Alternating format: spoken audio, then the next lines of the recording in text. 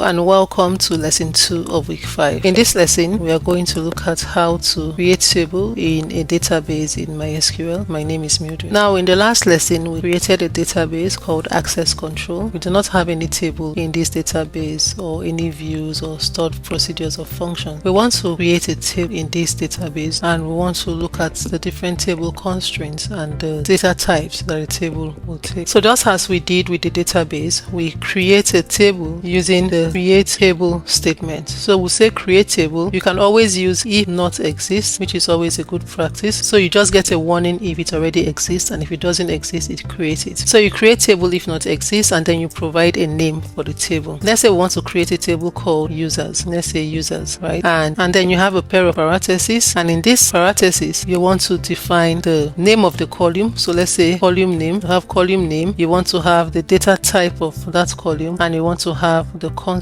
of that column, okay, or the constraints, and then a comma. You do the same thing until you are done with all of the column names. There will be no comma at the last, and then you end. So at this point, if you want to specify the storage engine that we talked about, you can now say engine, and you specify is equal to the storage engine you want. InnoDB is the default, but let's say you specify storage engine InnoDB. So this is how we specify the engine when you want to, or you want to change the storage engine from the default. Now this is the syntax. You create a table, you add if not exist is optional, and you will specify a name for the table, and in the pair of parentheses here within the parentheses you define the column, the data type, the constraint. Let's say we want to have an ID column, and that ID column is going to take numbers. Let's look at the different data types that this table in MySQL can hold. We have the numeric data types, and one of the ones we have is the bits. The bit type is of bit value type. You will specify the size here. The default is 1, so you specify from 1 to 64 for the size of the bit type. Then we have another numeric type we call tiny int, and you specify the size in the parentheses. The size is from 0 to 255, and so when it is signed it's from -128 to 127. When it's unsigned, that is only positive numbers, is 0 to 255. And so let's say you want an integer, an int 4 like this, so you specify the size there. That is for tiny int. It's just a very small integer from -128 to 127 for signed, and for unsigned is from 0 to 255. All right, and then we have another data type, the bool, and the bool is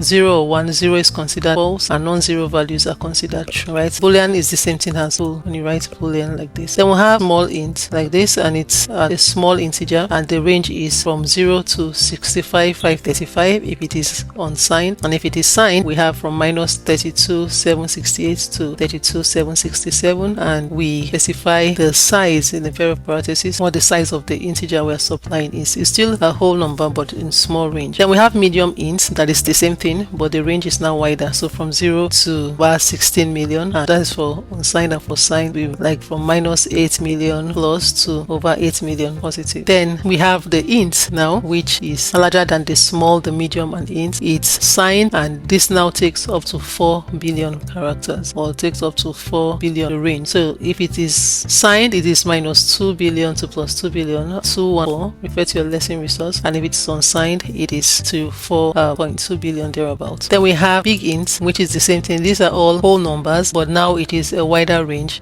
which is unsigned is over trillions like that. And then we have the float. Float is for decimal. So if it's of type float, you specify the size and specify the total number of digits after the decimal point as d. So floating point number is just like a decimal number. Okay? Then we have another one where you have one parameter p, and this determines whether to use float or double. And so when you have the value of p from 0 to 24, it becomes a float. When you have from 25 to 53, it becomes a double. It's just like a larger size. And so now when you have the double data type, you specify just like the float, the size, and you want to specify the number of digits after the decimal point. The double is just a larger float, right? And you have decimal also, that will give you an exact fixed point number. So the number of digits, you specify it in the size parameter, and then the number of digits after the decimal point with the d parameter there. And so these are the different number or numeric types. When you want to write the data type, so let's say this is int for instance, and we have something else and say we want to have name, right? And this is going to be a string. We have the data type char, where if we put a char data type, it means that you want a fixed length string. So if you say the size is 6 for instance, you can use this to hold datas, numbers, special characters, and the length is fixed to 6. But when you want the length to be variable character, varchar, then it means that this is the maximum length in character characters that you want here, but it can be less than, but it cannot be more than. Okay, so it's not fixed, it's just variable length string. The value ranges from 0 to 65,535 characters that you can hold, or letters or numbers or special symbols. Now we have binary, and we use that binary to store fixed length binary byte strings. The default size is 1. We have a binary just like we have a variable, and then we have tiny blob. We have tiny blob, and the tiny blob is for large binary objects, and the maximum length is 255 bytes. We have tiny text, and for tiny text it holds a string with maximum length of 255 characters. We have text, and the text holds a string with a maximum length of 65,535 bytes of data. And then we have blob, and blob is for binary large objects. And then we have medium text, then we have medium blob, we have long text, we have long blob, we have enum. And now when you use enum, you want to have only one value chosen from a list. Let's say on your front end of your form, you allow users to select one of several options. You want this enum to have all of the options here that the user, but only one from these options can be selected or will be inserted into that column or that row of information for that user. And if a value that is not in this list enum is specified or sent, it will leave it blank, nothing will be inserted. So it's only one of some possible values. But if you want the user to be able to select 0 or more values from that list, you use set, right? So it will have 0 or more values that is choosing from this list of possible values. So you can have up to 64 values in this set, but for the enum you can list up to 65,535 values in this enum list. Okay? So you refer to your lesson resource to look at the different string data types that we have. We also have date time types, where you want to set the date. Let's say we want to have date of birth, for instance. We have the date, and the format of the date is year, 4-digit year, 2-digit month, and 2-digit day. That's how it comes out when you use the date type. So the supported range is 1000 for the year, 01 for the month, and 01 for the day. 2 from this to 9099, 1231. So this is the range of the dates that can be inserted using the date type. We also have the date time, and so this is like you are having a combination of date and time. The format is year, month, day, and then you have a space, you have the hour, the minute, and the second, right? The supported range is the same thing, but the time is going to be 00 hour, 00 minute, 00 second, up until 23 hour, 59 minute, 59 seconds. That is the range that can be inserted with the date time. We have the timestamp,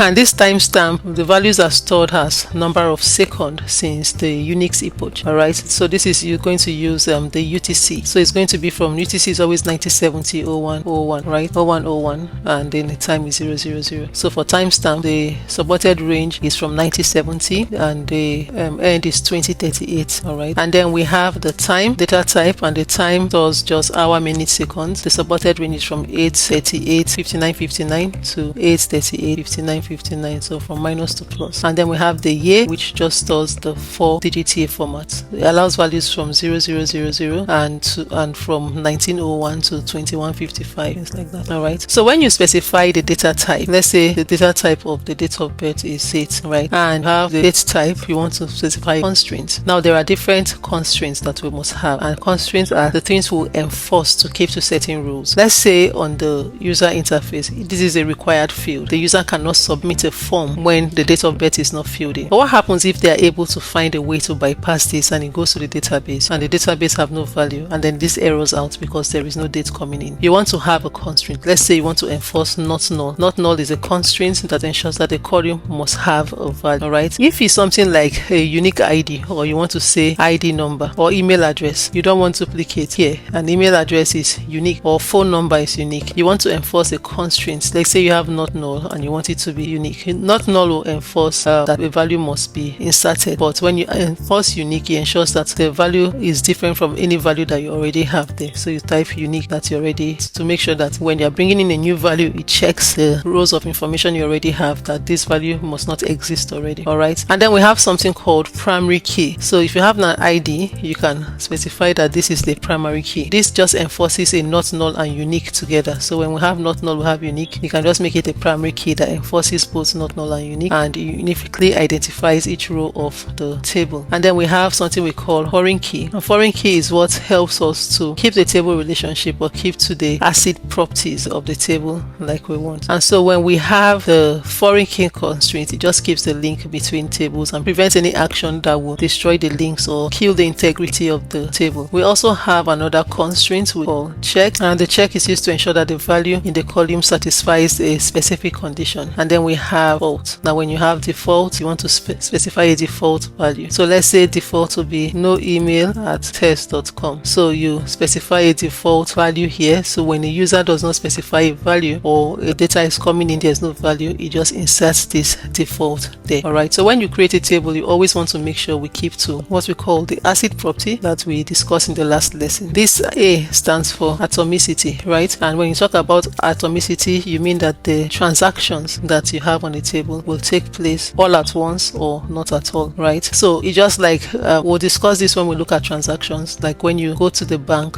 or the ATM to withdraw money, and you debit your account, or you're trying to transfer money with your mobile banking app. You first check if you have the money, then you check the destination account is there, and then you try to transfer the money. It first deducts from your account and adds to the other one. So when it deducts from your account and for some reason it bounces back, it doesn't go into that account, it should replace it back to your distance. So the transaction did not succeed completely to the end, so you should roll back and reverse the action that was done. So in the event that you send the money and for some reason it did not go to the account you want it to, and it's not reversed back to you, the money is lost in transit and the person did not receive, it left your account. So that is when you don't have atomicity, or your database does not support transaction. And so this is what the bank use, where transactions will have everything wrapped in a statement that say all of this must execute together or fail together. If it doesn't execute together, roll back. If it executes together, if it succeeds together, then you want to commit the transaction, and we'll look at it in our transactions lesson in the future lesson. Then we have consistency, that the database must be consistent before and after transaction. You want it to be the same. You don't want things to change, and because you inserted something somewhere, the other parts, let's say for instance you have somewhere that stated somebody's gender also, so in table A the result was updated, in table B the information fails. Just like some banking apps, and do a change of name to your bank information, say you get married, you want to change your name, you come to the monthly statements that is generated, you still have your old name. You come to your transfer or transaction receipt, you have a new name. So you see that there is no consistency, and maybe there is no foreign key link between the tables that holds this information. So you should have this information in one place, that when you do something on the parents table, it tails down to all the children. Okay, and so we have the isolation, the isolation, which means that you can do multiple things at the same time without interfering with one another. Okay, 10 people can be on the same page on the site submitting a sign-up form at the same time. Then we talk about durability, which means that the success of the transaction occurs even if the system fails. Okay, so it's either it's successful or it fails and roll back even when the system failure occurs. And so this is where we end this week's lesson. Next week we are going to go deeper to look at more about how we create these tables and do other operations in this database. Thank you, and see you next week.